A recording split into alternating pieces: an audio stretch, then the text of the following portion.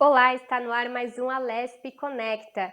E o programa de hoje vai falar de um tema muito importante de saúde. A gente sabe que está vivendo uma pandemia do coronavírus, Covid-19, mas há doenças que também preocupam a população e o poder público durante o verão. São as doenças mais comuns aqui nessa época do ano. E para falar um pouco sobre o tema, vamos receber aqui no Alesp Conecta de hoje o Sérgio Boccalini. Ele que é do Conselho Regional de Biologia da Primeira Região, vai falar um pouquinho com a gente, né, Sérgio, sobre esse tema tão importante. Seja bem-vindo ao programa de hoje. Eu que agradeço aí a oportunidade de conversar com vocês aí, né? Falar aí a respeito de um tema que realmente ele vem cada vez mais ganhando relevância, né? E simplesmente aí pelo fato de impactar de uma forma direta em saúde pública. Perfeito. Sérgio, então, para a gente iniciar esse nosso bate-papo, eu queria que você contasse aí sobre o principal vetor no verão, que a gente ouve bastante, que é o mosquito Aedes aegypti, né? Ele leva aqui com ele muitas doenças, né? A gente conhece aí a mais comum é a dengue, mas também tem outras doenças, patologias que ele também pode transmitir. Quais são essas doenças e por que ele tem essa reprodução maior durante o verão? Então, o Aedes aegypti realmente ele tem um papel vetorial, né, um papel de transporte aí de micro-organismos para diversos animais, inclusive aí o ser humano, né? A mais impactante aí das doenças que podem ter uma associação direta com o Aedes aegypti é a dengue, né, que vem preocupando a todo momento a população, as autoridades sanitárias, mas existem também aí a relação com outras doenças, né, como o Zika vírus, por exemplo, que há alguns anos anteriores aí também deixou o Brasil em estado de alerta, a febre chikungunya também, que tem aí um impacto muito grande em saúde pública, uma questão preocupante, né, que nós vivemos aí períodos também de grande preocupação, foi em relação à febre amarela, né, aonde o Aedes aegypti ele tem um papel significativo se ela entra na fase urbana, daí a necessidade de uma vigilância. Então, realmente, ele tem aí essa preocupação com essas doenças que causam aí um impacto muito grande em saúde pública. E aí nós temos, nessa época do ano, né, principalmente a primavera e o verão, em regiões aonde nós temos a questão do clima de uma situação mais definida, né, onde nós vamos perceber um aumento de temperatura nesse período e também um aumento aí a elevação de umidade devido à grande frequência de chuvas que vão ocorrendo no decorrer desses meses, né? E isso daí acaba criando situações extremamente favoráveis para aumentar o ciclo biológico, o ciclo de desenvolvimento do mosquito ele fica muito mais acelerado em função dessas duas situações que contribuem muito, né? Temperaturas elevadas, umidade elevada também, a presença de chuva, tudo isso vai fazer com que o mosquito tenha um desenvolvimento ótimo e, consequentemente, a sua reprodução também vai ficar acelerada, né? A quantidade de ovos vão ser colocados em intervalos mais curtos de tempo e aí a população de mosquitos tende a aumentar nesse período do ano. Perfeito. E Sérgio, a gente sabe aí que o poder público faz muitas campanhas educacionais, né, por conta principalmente aí do vetor, que é o Aedes aegypti, mas a gente sabe que agora com as atenções voltadas à pandemia, isso tem diminuído. Realmente vocês têm observado uma diminuição nessas campanhas, nas ações e medidas de prevenção contra essas doenças? A pandemia ela levou realmente aí a uma mudança de comportamento e de ações que eram rotineiras, né?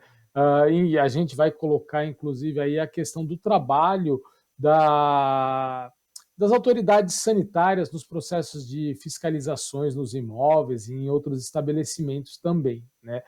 Eu diria que agora a gente já começa a ter uma situação se regularizando em diversos municípios, né?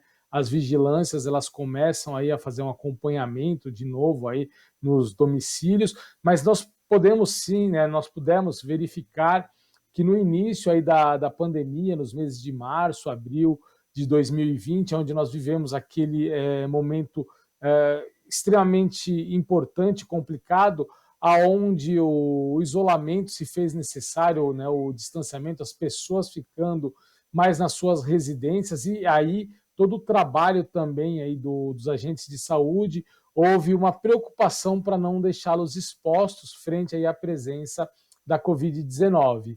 Isso levou realmente a uma diminuição nos processos de fiscalizações, as ações de vigilância sanitária focada principalmente aí na questão do Aedes aegypti.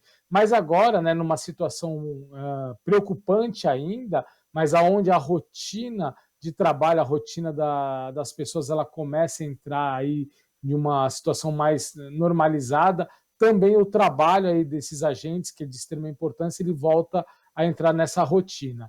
Um outro ponto que nós observamos foi o comportamento das pessoas e não permitirem também os agentes de saúde de entrarem nos seus domicílios com medo da transmissão aí do novo coronavírus. Esse foi um ponto também que nós podemos relatar e dizer que houve aí também uma dificuldade de acesso dos fiscais em olhar, em fiscalizar essas áreas e encontrar potenciais criadouros do Aedes aegypti. E Sérgio, eu não sei se vocês têm dados aí referente principalmente ao início, né, do ano passado, de 2020, se houve um aumento nos casos, né? A gente ainda não tinha passado pela quarentena, né, no verão passado, a gente ainda não tinha iniciado esse período aí de isolamento social. Se vocês têm dados referente ao ano de 2020, se já dá para fazer alguma comparação com esse ano, por exemplo.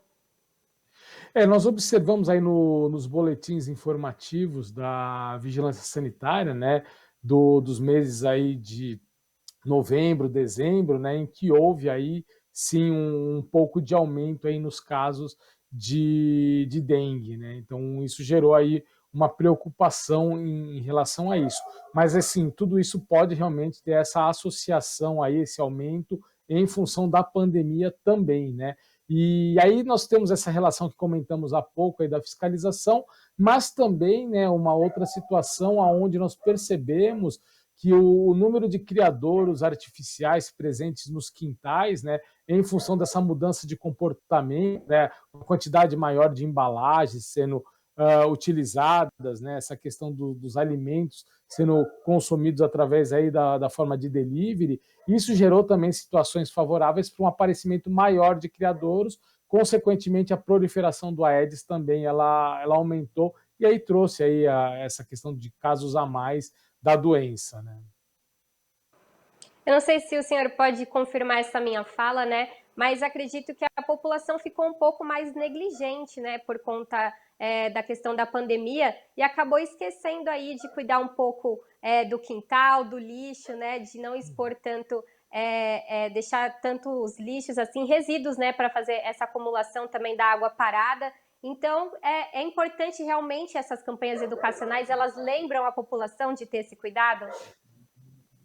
Sim, eu acho que isso foi um ponto interessante, né, quando deveria ter ocorrido justamente o contrário, né, pelas pessoas estarem mais reclusas, mais dentro dos seus domicílios, das suas residências, o cuidado deveria ter sido maior, né, mas assim pode-se observar que realmente a quantidade de embalagens consumidas aí nos diversos produtos que foram entregues, que vão desde alimento até outros bens aí, outros produtos que foram comprados, adquiridos principalmente aí pela internet. Isso fez com que esse material ficasse exposto ou que ele fosse descartado de uma forma inadequada. E aí nós observamos sim o aumento de criadouros artificiais dentro dos quintais, e isso pode ter contribuído bastante também, né?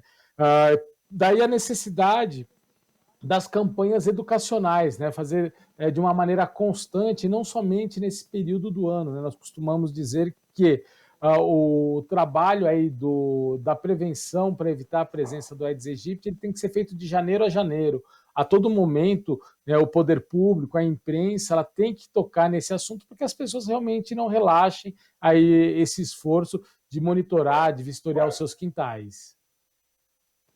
E durante o verão, Sérgio, a gente observa não só a presença aí dos mosquitos, né, mas também outros bichinhos como barata, mosca, formiga, né? A gente acha que a formiga é inofensiva, mas eles também são vetores para algumas outras doenças, né? Eu queria que o senhor explicasse um pouco melhor isso para os nossos telespectadores.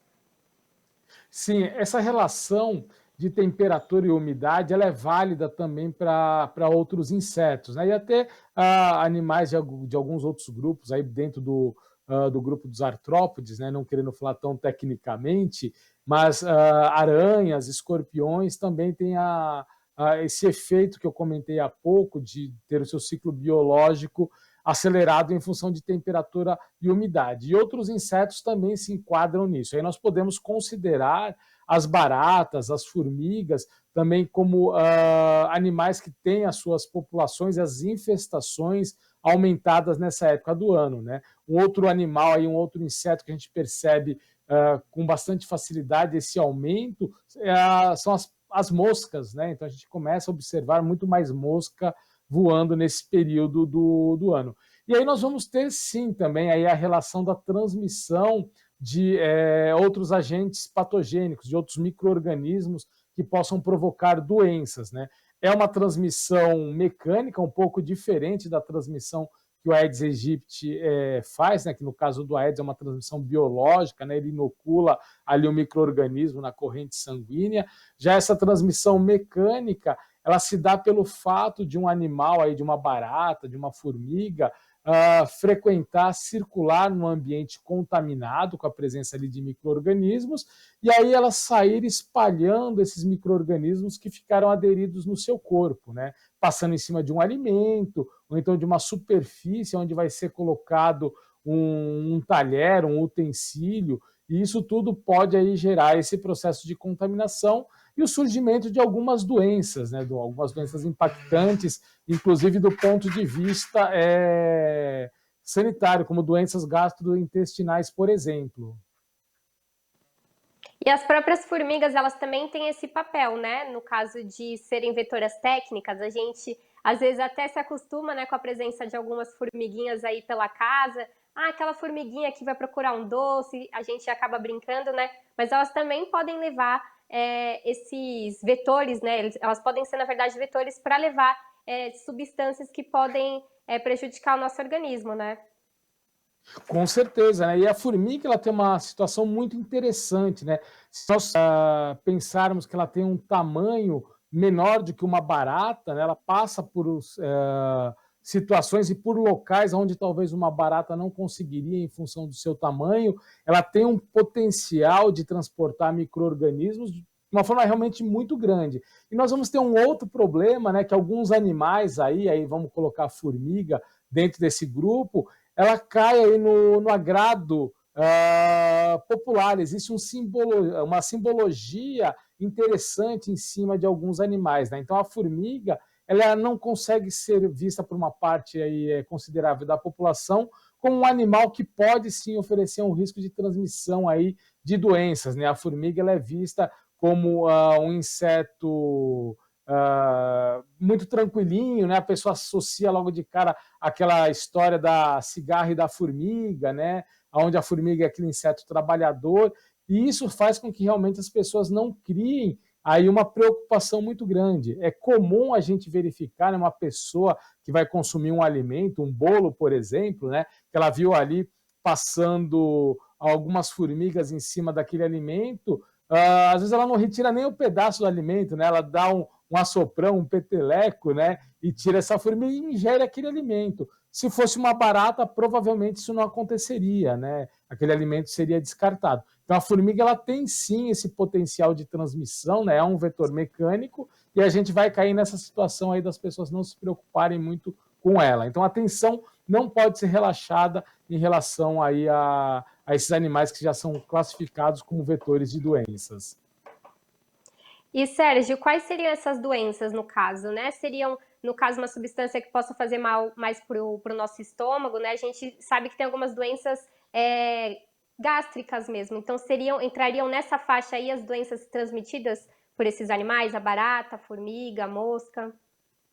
Principalmente, nós temos essa associação aí das doenças gastrointestinais, né, onde esses micro-organismos têm o potencial aí de contaminar um alimento ou um utensílio e ao ser ingerido, né, eles provocarem aí desencadear um processo aí da instalação e desenvolvimento da doença. Isso pode levar as pessoas a buscarem auxílio médico, buscarem aí o sistema de saúde. Nesse momento é complicado, uma vez que a gente vive aí essa relação da pandemia da Covid-19, onde nós não podemos ter, né, o sistema de saúde sobrecarregado. Então, pensar que esses animais têm esse potencial de transmitir essas doenças gastrointestinais, e não só essas também, né? Nós temos a questão de algumas alergias que podem ser provocadas aí por micro-organismos, né? Ou por substâncias, no caso de formigas, a questão das picadas, né? Podem desencadear alguns processos alérgicos, né? Então a gente tem que realmente ficar atento aí às diversas doenças, né? Ou reações que o organismo pode ter frente à presença desses insetos. Sérgio, no caso dos roedores, né, a gente queria que o senhor explicasse um pouco melhor por que a incidência é maior no verão, no caso da doença que é transmitida, né, a leptospirose. Isso também tem a ver com a questão da reprodução, porque a gente sabe que, como o senhor falou, esses organismos, né, esses mosquitos, insetos, eles se proliferam, têm uma reprodução maior e se proliferam cada vez mais, o ciclo de vida é menor, né, no verão. Isso também acontece com os roedores ou é por alguma outra razão?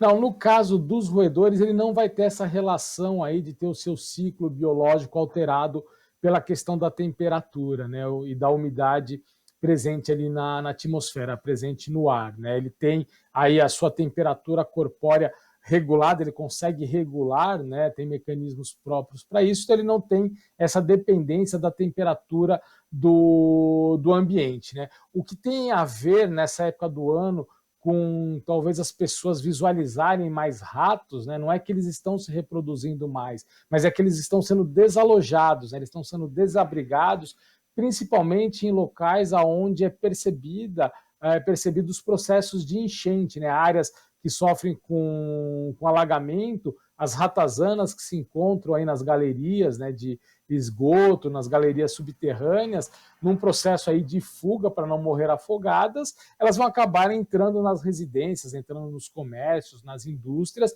Então as pessoas começam a visualizar mais esses animais. Não que houve aí um aumento populacional, né? Esse aumento populacional está mais associado à questão da disponibilidade de alimentos, né, do que propriamente essa questão aí da temperatura. Mas, frente a esse processo, a esse momento de chuvas intensas que algumas cidades estão vivendo, né, aqui em São Paulo, em outras regiões também, né, em outros estados, a gente tem a questão da leptospirose, né, que é uma doença de veiculação hídrica, né? A leptospira, a bactéria, ela depende aí de um meio hídrico, ela depende da água, né, para que ela consiga atingir uma pessoa, algum outro animal, e aí ela começa a desencadear, né, a formação, o aparecimento da doença, né, no caso a leptospirose. Então nós vamos viver aí, vamos presenciar o aumento de casos de leptospirose nessa época do ano, frente a esse problema das chuvas intensas, né, e dos ratos, principalmente as ratazanas, que começam a circular nas mais diversas áreas aí, em função também do problema de alagamento. E, Sérgio, outra doença aí que o Conselho de Biologia também considera como incidente no verão, né, e pede que a população e o poder público fique alerta, é a leishmaniose. Eu queria que o senhor explicasse um pouco sobre essa doença, né, como que ela é causada e, mais uma vez, por que essa incidência no verão também. No caso da leishmaniose, né, o agente, o micro-organismo que provoca a doença, ele também é transmitido, ele é transportado aí por um vetor, no caso é um mosquitinho também, é um mosquito palha, né, um flebotomínio, e aí como ele também tem, né, devido à temperatura e umidade, as suas populações aumentadas, né, os processos de infestações, a presença desse mosquito também acontece de uma maneira frequente em grande quantidade, a gente percebe que pode haver aí também o aumento dessa doença, né, da leishmaniose. A leishmaniose ela tem aí característica de se fazer presente em alguns municípios, né, principalmente próximos aí a áreas rurais, tudo, né, ela tem uma associação também à presença de cães ali, que serve aí como um reservatório para o micro-organismo, né, para o agente patogênico, mas cada vez mais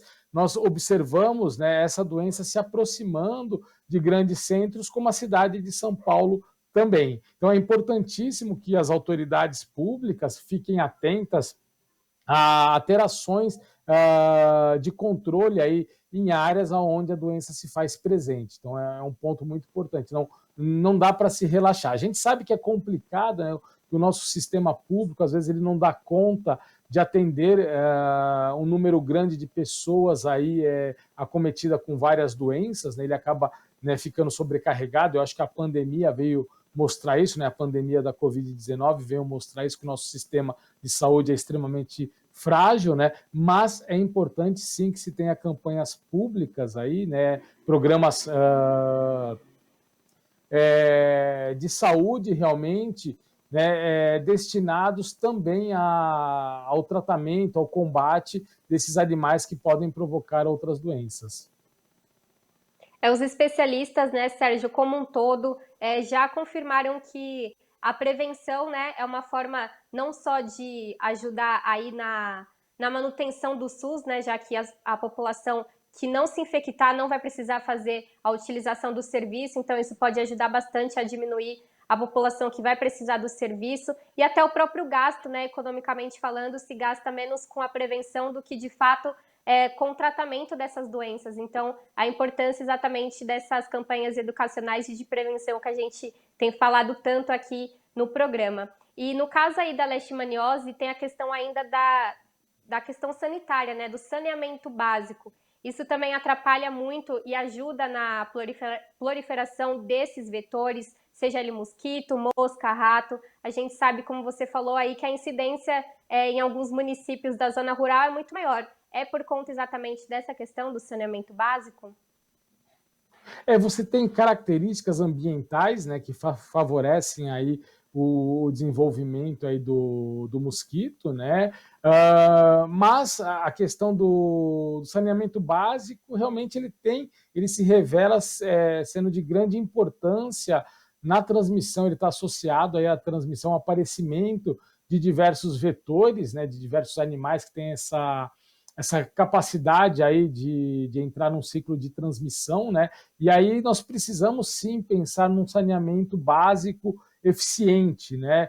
Nós precisamos ter políticas públicas efetivas, né, para pensar na questão da prevenção, né, para não termos problema com essa doença. Porque como você falou muito bem, né, o custo, né, para você tratar uma pessoa que já foi acometida, uma pessoa que está enferma, em função da presença aí dessa doença associada a esses animais, é um custo muito alto, né? Onde talvez a questão da prevenção, trabalhar de forma preventiva, né? Pensando realmente em saúde pública, né? De uma maneira muito mais abrangente, né? Isso diminui muito esse custo saúde, né? Você trabalhar a prevenção, ela é mais barata do que você cuidar de uma pessoa que já está enferma, né? O custo para se manter aí uma pessoa, um doente no hospital, né, ou em qualquer outra situação, é muito mais elevado do que se a gente pensar em políticas públicas adequadas, focando na prevenção, e aí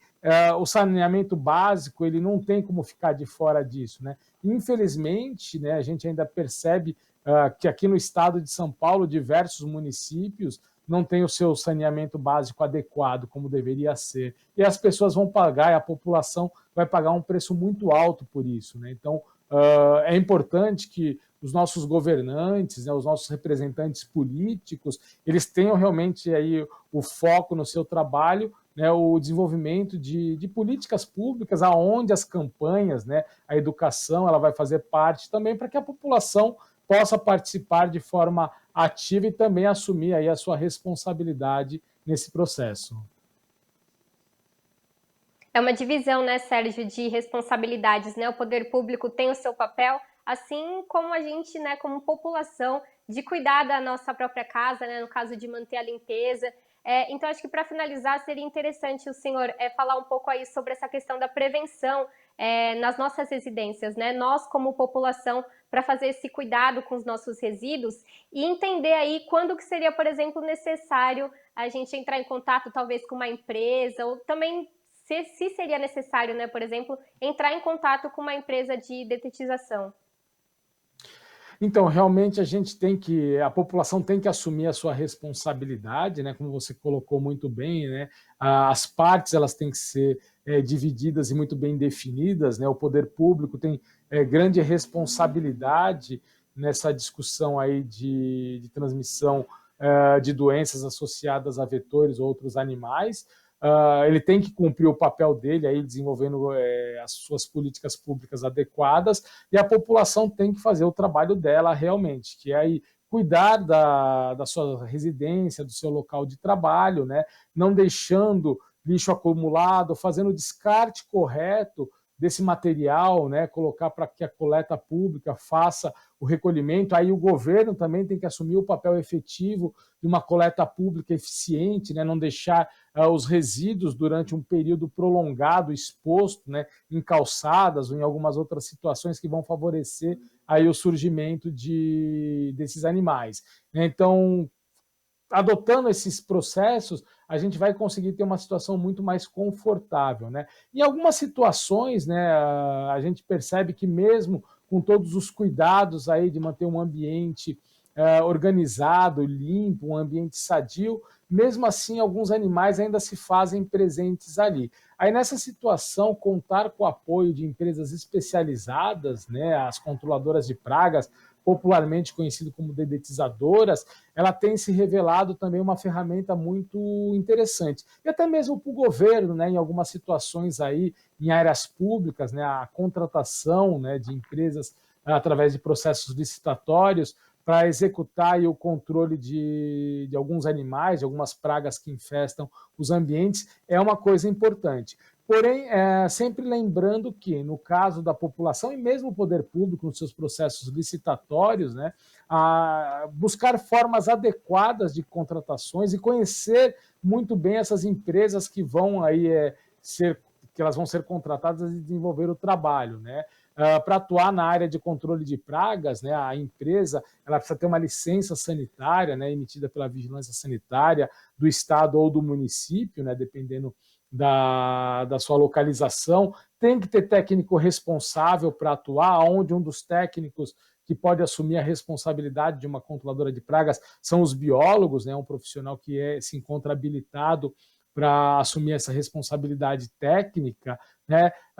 Verificar tudo isso é importante para que as pessoas façam boas contratações. E aí só deixar também um alerta para que as pessoas evitem de comprar produtos químicos para controle de pragas, né? Principalmente pela internet ou então em locais que não são regularizados para isso, né? O que a população pode, que uma pessoa pode comprar, é somente aquilo que está no supermercado, ali na gôndola, que foi registrado na Anvisa, né, ali no Ministério da Saúde, como sendo um produto de venda livre. Ela, de forma alguma, pode comprar um produto que é destinado a entidades especializadas ou um produto que é destinado ao uso na área agrícola, porque o risco de acidente, o risco de intoxicação é muito alto, né? E, infelizmente, a gente tem observado que a internet, de uma forma irregular, tem vendido esses produtos. Em algumas situações, ele é até entregue pelo correio, né? O produto chega vazando, expõe aí os colaboradores que fazem essa entrega, ou pelo correio, pelas transportadoras, há um risco de intoxicação muito alto, né? Então, realmente, se for fazer o uso, utilize o que é de venda livre que está no supermercado. Evite produtos irregulares, como chumbinho, por exemplo, né? Que o pessoal acaba utilizando para fazer controle de ratos, que não é um raticida, né? Raticidas líquidos, monofluoracetato, né? Que tem os nomes aí bem interessantes, né? Era rato, mil gatos, né? Então evite comprar esses produtos, porque o risco de um acidente é muito alto, né? E, inclusive acidentes letais, levando as pessoas à morte mesmo. Sérgio, agradeço a sua participação, muito importante, não só o programa, mas principalmente esse alerta que você deixou aí sobre o uso desses produtos, né, que infelizmente se manuseados, né, ou encontrados por crianças, animais, por exemplo, podem levar à fatalidade. Então, agradeço aqui a sua participação no Alesp Conecta de hoje, todo o alerta e a informação que você levou para o nosso telespectador. Eu que agradeço a oportunidade, disponibilizo para quem nos assiste aí, né, o contato com o Conselho Regional de Biologia da Primeira Região, né? E também disponibilizo aí, né, que é importante quem for buscar uma empresa de controle de pragas que possa contar aí com o trabalho das associações, né? Aqui no estado de São Paulo nós temos a APRAG, que é a associação que também trabalha aí direcionando informações para contratações adequadas, informações corretas sobre o controle de vetores e pragas urbanas. E esse foi o Alesp Conecta de hoje com o Sérgio Boccalini, do Conselho Regional de Biologia da Primeira Região, que contou um pouquinho para a gente sobre essas doenças incidentes no verão. Agradeço também a todos vocês que acompanharam o programa de hoje. Se você quiser rever esta outra transmissão da Rede Alesp, é só ficar ligado na nossa programação ou acessar o nosso canal no YouTube. Até a próxima!